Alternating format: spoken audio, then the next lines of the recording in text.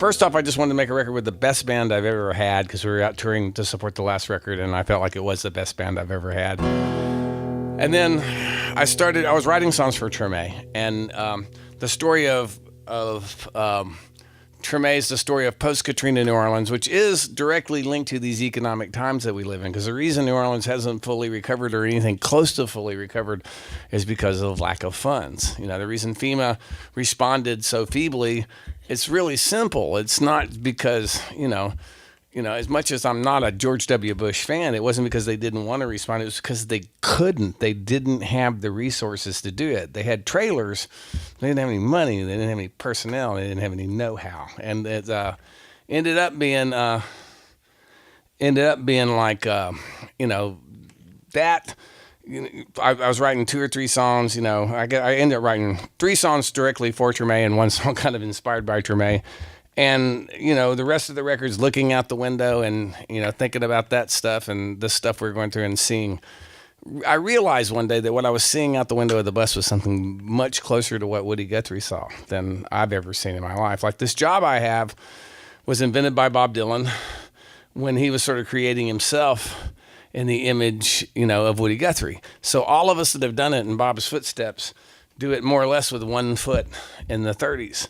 1 foot in the Depression, music that stylistically comes from the 30s, and themes that come from the 30s. And nowadays, if you're a young singer-songwriter, there's even a fashion statement that's attached to the 30s. And I think they're trying to dress like the band, but that's what those guys are trying to dress like. So it's one of those deals. But I'll have to ask my kid. I've been meaning to ask him about that. But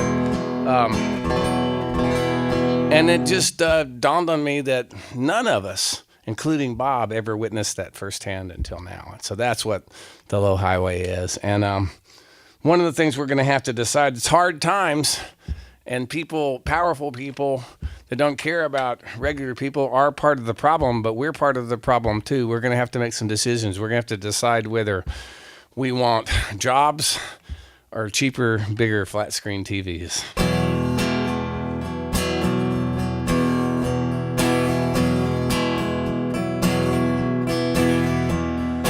I was bored, there were no limitations. Said my goodbyes in the Greyhound station. Here I am, I have a map and where I grew up, in a parking lot, sitting in my pickup truck, and I'm thinking about burning it down, boys. Thinking about burning it down. Nothing's ever gonna be the same in this town. 10 gallons of gas and a bottle of propane. Electric niter off my grill and sticking.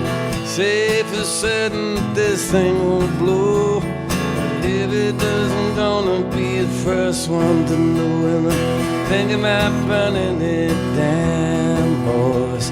Thinking about burning it down.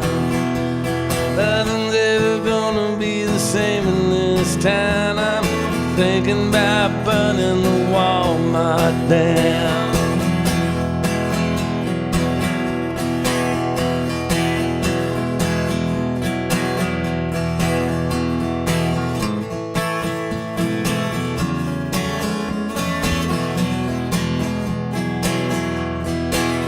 Always used to say, come back someday and settle down. I'm getting old, no place else to go. It's all come and went. So I'm watching faces come and going. Some of them strangers and some that I know. And it doesn't matter much how long I wait. The door's always open and it's never too late. I'm thinking about burning it down, boys. Thinking about burning it down. Nothing's ever gonna be the same in this town. I'm thinking about burning it down, boys. Thinking about burning it down.